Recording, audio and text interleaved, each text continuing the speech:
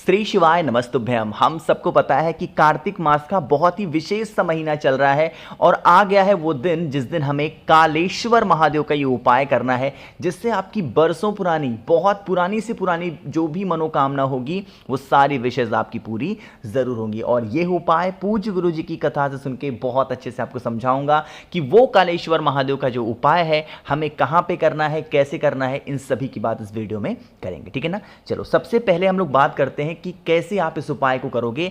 उसके लिए आपको थोड़ा सा दूध लेना, ठीक है ना। ध्यान रखिएगा, जो दूध आपको लेना है वो गौ माता का यानी कि गाय का दूध लेना, इस चीज का ध्यान रखेंगे।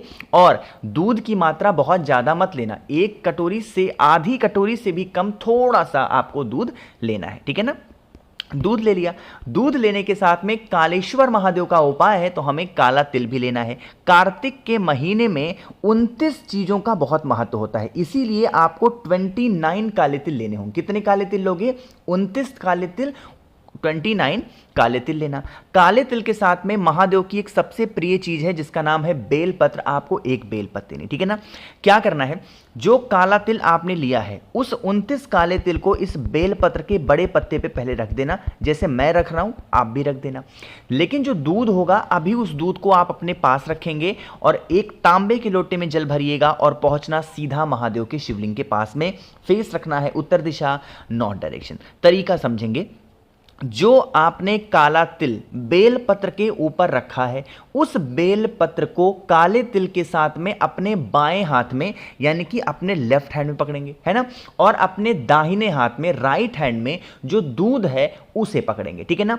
बेलपत्र को शिवलिंग से थोड़ी सी ऊपर रखेंगे और जो दूध है उस बेलपत्र के बड़े पत्ते पे गिराएंगे, जिससे जो काला तिल है वो बेलपत्र से होता हुआ दूध के सहारे महादेव के शिवलिंग के ऊपर आके गिर जाए। कितने काले तिल थे?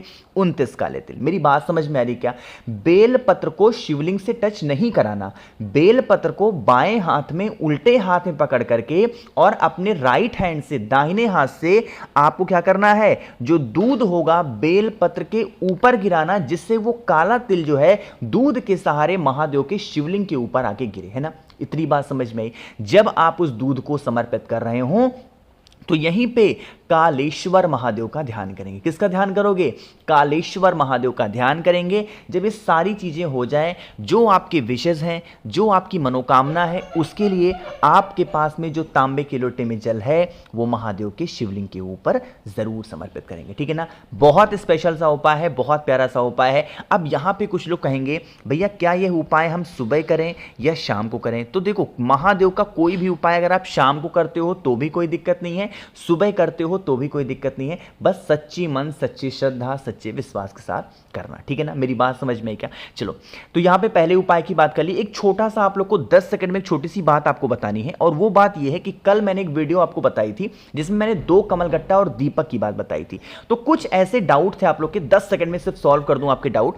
कुछ लोग कह रहे हैं क्या भैया जो दीपक हम लगाएंगे चौखट के अंदर लगाएंगे या बाहर लगाएंगे? ध्यान रखिएगा, चाहे वो कार्तिक का महीना हो या कोई सा भी महीना हो, जब भी आप दीपक लगाया करो चौखट के बाहर लगाया करो। और जब दीपक जलाने की बात आती है चौखट पे, गेट पे, तो हमेशा दीपक कब लगता है? शाम को। ये चीजें अंडरस्टूड होनी चाहिए, आपके दिमाग में होनी चाहिए, बार बार पूछने की बात नहीं होती है ये। मेरी बात समझ में आई क्या? चलो, अब हम लोग बात करते हैं इस वीडियो के अपने दूसरे उपाय की तरफ, जो कि आपको करना है किससे? इस तरीके से, दूर्वा से। अब दूर्वा से तो करोगे, लेकिन सबसे पहले इसके फायदे समझ लो। जैसे मान लीजिए कि घर में आपके कोई भी ऐसे इंसान है जिनको बीमारी उनकी बहुत ज़्यादा है, मतलब परेशान रहते हैं हमेशा, रोग को लेके दवा खाते हैं, दिन भर डॉक्टर के पास जाना। उस केस में इस उपाय को करना है, आपको लेने होंगे 7 दूर्वा, ठीक है ना। ध्यान रखिएगा, जो दूर्वा अगर आपको नहीं मिल पाती है, दूर्वा की जगह पे चावल के दाने का इस्तेमाल कर सकते हो, बट पहले कोशिश करेंगे 7 दूर्वा हरी वाली मिल जाए। अब कार्तिक का महीना है, अगर आप लोगों ने गुरु जी की कथा बहुत ध्यान से सुनी होगी पिछले साल की, तो उन्होंने कार्तिक के महीने में कमल गट्टे का इस्तेमाल आपको बहुत बताया है। चाहे बीमारी के लिए हो, धन संपदा के लिए हो, मनोकामना के लिए हो, कमल गट्टे का इस्तेमाल जरूर करना चाहिए। तो आपको लेना है मात्र 1 कमल गट्टा, ठीक है ना। एक तांबे का लोटा लीजिएगा, उसके अंदर जल भरेंगे, जो कमल गट्टा होगा इस जल के अंदर डाल देना। ध्यान रखिएगा, कार्तिक के महीने में स्नान दान का बहुत बड़ा महत्व होता है, इसीलिए आपको गंगा जल कलश के अंदर जरूर डालना होगा, ठीक है ना। इन सभी चीज़ों को डालना, फेस रखना उत्तर दिशा, महादेव के शिवलिंग के पास लेकर के पहुंचेंगे। जो आपके पास में 7 दूर्वा है या जो आपके पास में 7 चावल के दाने हैं, उनको क्या करोगे, आपको उसे उठाना है और शिवलिंग के ऊपर एक स्थान होता है जिसे हम लोग बोलते हैं कटी भाग, है ना। ये जो कटी भाग होता है यही होता है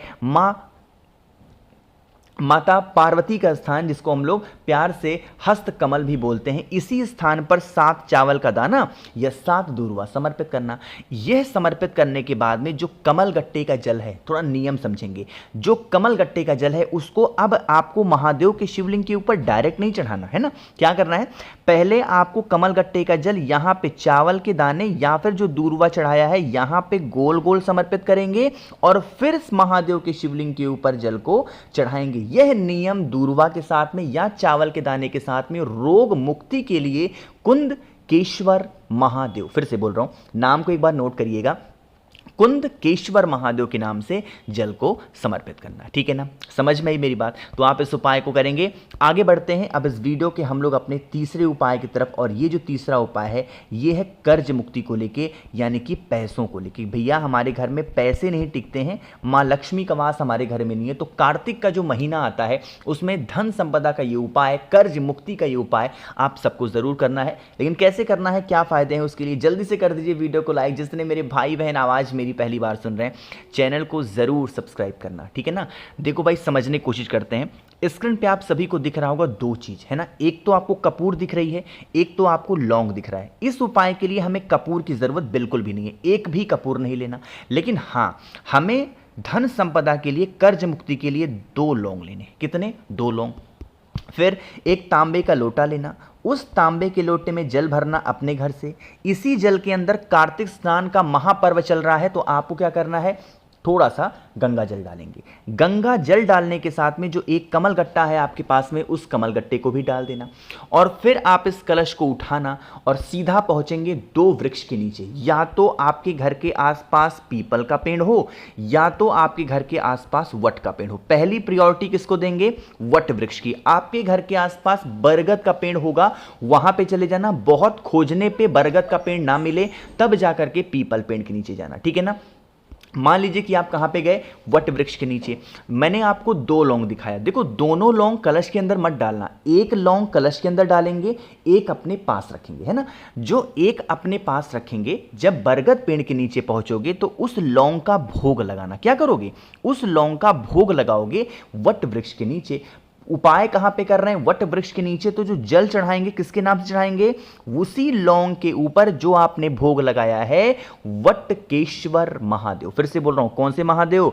वटकेश्वर महादेव के नाम से आपको जल चढ़ाना है। महादेव के जो वटकेश्वर महादेव हैं उनके नाम से बरगद पेड़ के नीचे, ठीक है ना। जल वगैरह समर्पित करने के बाद में हाथ जोड़ के विनती कर लेना कि हमारे घर में धन संपदा की ऐसी दिक्कत है, कर्ज से हम लोग बहुत ज्यादा परेशान चल रहे हैं। जो भी व्यक्ति कम से कम 3 शनिवार या फिर किसी भी 3 दिन को अगर इस उपाय को कर लेता है तो उनकी जो कर्ज मुक्ति की समस्याएं हैं वो हमेशा के लिए खत्म हो जाती है, ठीक है ना।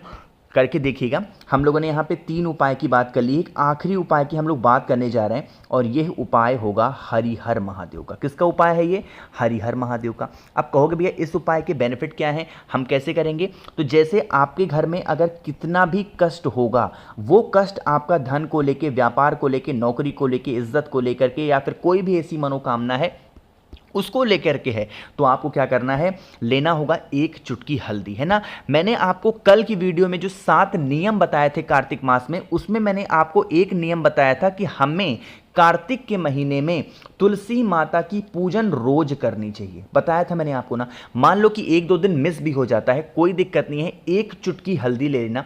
शनिवार का पर्व हो या फिर कोई सा भी दिन हो, 1 चुटकी हल्दी को लेकर के पहले तुलसी माता की जड़ में चढ़ा देंगे। और अगर आपके घर में केले का पेड़ है ना, बहुत शुभ माना जाता है, कार्तिक के महीने में लाके केले का पेड़ घर में लगा दो, कभी पैसों की कमी ही नहीं होगी। अगर तुलसी माता का पौधा है वहां पे भी 1 चुटकी हल्दी, और अगर आपके घर में केले का वृक्ष है तो केले के पेड़ के नीचे भी 1 चुटकी हल्दी। हरिहर महादेव के नाम से 1 लोटा जल चढ़ा दिया करो, कभी आपके घर में कोई कष्ट नहीं आ सकता, कभी तकलीफें नहीं आ सकती, ठीक है ना। करके जरूर देखेंगे।